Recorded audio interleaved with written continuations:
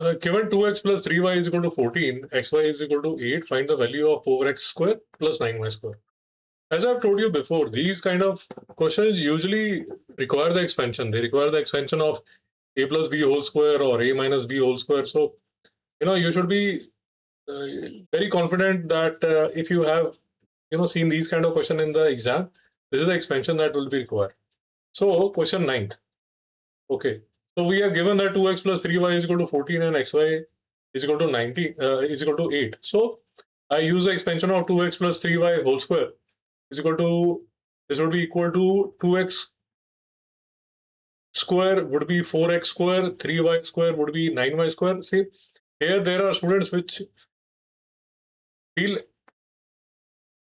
confusion. So 2x whole square would be equal to 4 expansion of 2 and then expansion of x square. So this will be 4x square.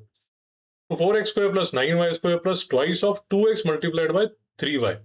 So 2x multiplied by 3y. So 4x square plus 9y square is equal to 2 into 2, 4, 4 into 3, 12. So this is the 12 and x and y is here. And here 2x plus 3y whole square. Now look closely. They have given us the value of 2x plus 3y. So 2x plus 3y is equal to 14 and 2x plus 3y whole square would be equal to 14 square. So on the right hand side, what we see is we are also given the value of xy. So if I am given the value of xy, which is equal to 8, I'll put the value of xy here. I'll put the value of xy here. So this will become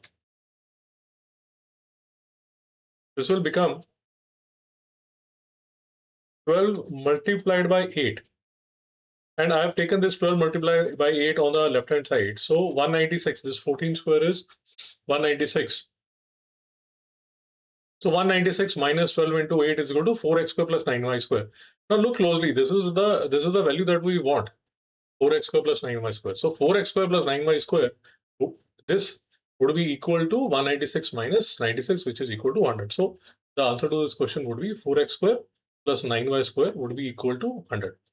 So what I'm trying to tell you is that when you look at questions like these, 2x plus 3y is equal to 14, xy is equal to 8, you should be very clear that this is an expansion question and you should have practiced it before going to the exam, that this is how the questions are done. And usually these kind of questions are asked in the exams. In class 8th ICSE also, in class 9th ICSE also, these kind of questions are asked.